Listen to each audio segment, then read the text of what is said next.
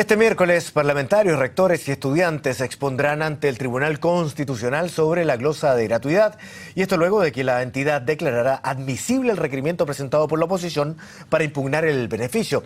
Y queremos conversar más de este tema, y para eso tomamos contacto ya con el vicepresidente del Consejo de Rectores, Aldo Valle. ¿Cómo está? Gusto de saludarlo. Buenas tardes, Claudio. Sí, en primer lugar, la participación del Consejo de Rectores va más allá del propio interés, por cuanto, de todas maneras, y lo ha dicho el gobierno, aunque prospere este recurso, el Consejo de Rectores y sus universidades van a tener acceso a la gratuidad. Nuestro interés, desde luego, no es solo respecto de nuestras universidades, sino de una política pública que, más allá incluso del gobierno que la impulse, nos parece necesario, porque son muchos los jóvenes que año tras año deben endeudarse para poder obtener un título profesional. Siempre nos ha parecido que ello constituye un escándalo moral y cívico, y por lo mismo creemos que implementar una política de gratuidad, aunque sea de modo todavía parcial y gradual, constituye un gran avance en nuestra ética pública. Y es eso lo que queremos, desde luego, apoyar y contribuir con nuestra presentación al Tribunal Constitucional para que éste pondere todos los antecedentes que sea del caso. Ahora, sin embargo, usted también ha señalado que quiere dejar en claro que hay muchos argumentos falsos contra las universidades del Consejo de Rectores en el argumento de que hay discriminación en la implementación de esta política pública.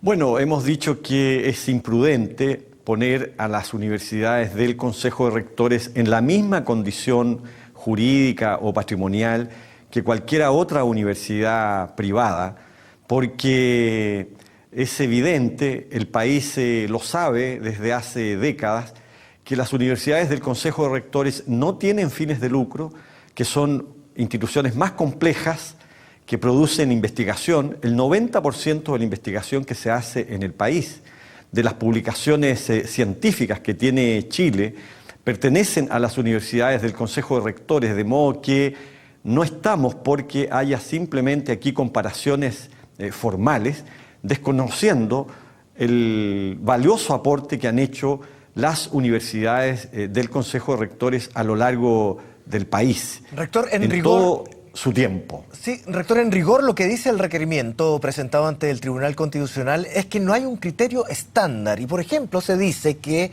se prohíbe el lucro, pero hay universidades del propio CRUCH que tienen sociedades relacionadas.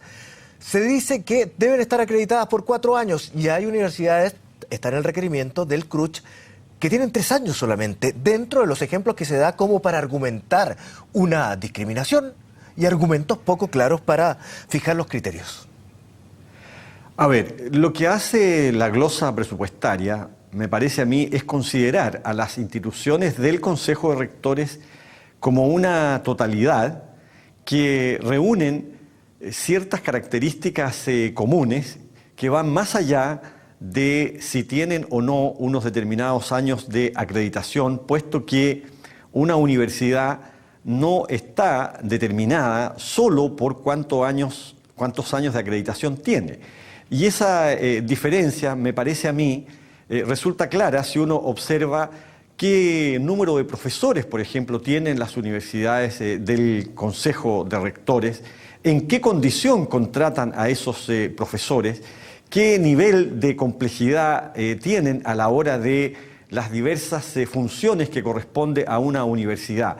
¿Qué contribución hacen a la integración territorial del país? Las universidades del Consejo de Rectores están distribuidas desde Arica a Punta Arenas, y en ese sentido son las instituciones que constituyen la oferta pública del país y que le garantizan al Estado de Chile una oferta pública con proyectos educativos diversos y plurales, y esa condición, desde luego, no está en todas las universidades que hoy día existen en el país. Entonces, lo que hace la política pública es precisamente promover este tipo de instituciones que están reunidas en el Consejo de Rectores. Yo no quiero decir que no haya otras instituciones que también sean semejantes en su complejidad, en su calidad y en la labor que realizan.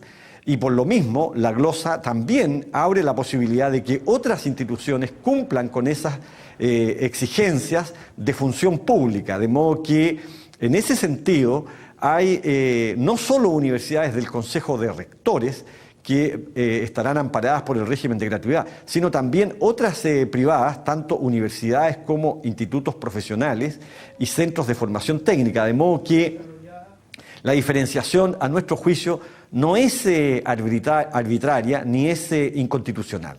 Ahora, los abogados patrocinantes de la Unión Demócrata Independiente señalan que el requerimiento no es contra toda la glosa 5, como es conocida, sino que se va a mantener, por ejemplo, el número de estudiantes beneficiados, en los quintiles respectivos ya señalados, o los deciles ya señalados, el monto asignado en esta glosa, y por lo tanto lo que debe decidir el gobierno es a quién se la va a asignar. A lo mejor reduciendo el porcentaje de aquellos que van a ser beneficiados y ampliándolo de ese modo a otros estudiantes de otras universidades.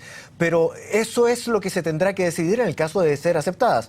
El gobierno ha dicho no, tal vez tengamos que partir solamente por las universidades del CRUCH, negándose también a que pueda ser a través de beca. ¿Cuál es su posición al respecto en el caso de ser favorable o adverso para sus intereses el fallo del Tribunal Constitucional? A mi juicio es aventurado, creo yo, fijar algunos caminos futuros, porque va a depender precisamente del contenido del fallo del Tribunal Constitucional. Y una vez que se conozcan los alcances más precisos de esa resolución, entonces el gobierno y los demás actores podrán pronunciarse respecto de qué camino seguir. Lo cierto es que, en virtud de este requerimiento, está en duda, al menos en incertidumbre, que esta política se pueda implementar a partir del año 2016. Yo creo que eso es lo más realista y debemos por lo mismo estar a la ponderación que haga el Tribunal Constitucional del requerimiento que han interpuesto 31 honorables diputados de la oposición. ¿Le entiendo mal, rector? Usted dice que está en duda el que se pueda implementar, de prosperar este requerimiento, porque el gobierno ha dicho que de todas maneras se implementa para comenzar a partir de 2016. Y le reitero, la idea es a través de las universidades del CRUCH. Me parece a mí que el gobierno puede tener toda la voluntad e intención de llevar adelante esta política, pero mientras no se conozcan los alcances más precisos del fallo del Tribunal Constitucional, lo cierto es que tampoco, creo yo, el gobierno está en condiciones de asegurar que podrá reasignar esos recursos, por ejemplo, a otros instrumentos ya presentes en la ley de presupuesto. Eso es simplemente, o sea, está en duda porque solo vamos a saber los alcances del fallo del Tribunal Constitucional una vez que éste sea notificado a las partes. Ahora, se supone que esto es una asignación de presupuesto solamente para el año 2016, para comenzar con la gratuidad, pero todavía falta una ley que implique también la gratuidad para las universidades y los estudiantes en esas casas de estudio. Por lo tanto, ¿cuál es la presión para que no se pueda implementar, por ejemplo, a través de becas? ¿Solamente ideológica, rector? Yo creo que lo que cabe observar aquí, sin embargo, es una paradoja, porque quienes se han opuesto por principio durante décadas a que haya una política de gratuidad en educación superior, hoy día concurren al Tribunal Constitucional para que se amplíe de manera lo más fuerte posible esta política de gratuidad, de modo que ojalá el mayor número de estudiantes quede comprendida, con lo que creo yo todos los chilenos estamos de acuerdo, y el avance más significativo entonces, más allá de que estemos en este trance, por así decir, de constitucionalidad, que todo el país se ha convencido de que es urgente amparar a tantos jóvenes que hoy día necesitan de la gratuidad. Mientras no tengamos el fallo del Tribunal Constitucional, creo yo que es aventurado conjeturar sobre el curso futuro de los acontecimientos. ¿No lo descarta entonces, rector, para terminar, el que pueda ser implementada por el año 2016 bajo esa forma? No lo descarto porque efectivamente existen otros instrumentos financieros en la ley de presupuesto. Fíjese que de 38 programas que hay en la ley de presupuesto para financiamiento de la educación superior, 31 programas han tenido su origen precisamente en la ley de presupuesto. En Chile, la ley de presupuesto y en consecuencia las glosas presupuestarias han sido la principal manifestación de política pública a la hora de contribuir a ampliar oportunidades o entregar beneficios a quienes más lo necesitan. Claro, ahí se refería al primer argumento, que es la implementación de una política pública a través de la ley de presupuesto, que es parte del requerimiento también presentado ante el Tribunal Constitucional. Me da la impresión que se le cayó el fono, no, pero de todas maneras me está escuchando. Le quiero agradecer, rector, por conversar con nosotros y darnos a conocer su posición, la que van a exhibir también a partir del miércoles en los argumentos ante el Tribunal Constitucional, como ya está establecido. Que esté muy bien y muchas gracias. Muchas gracias a usted, Claudio.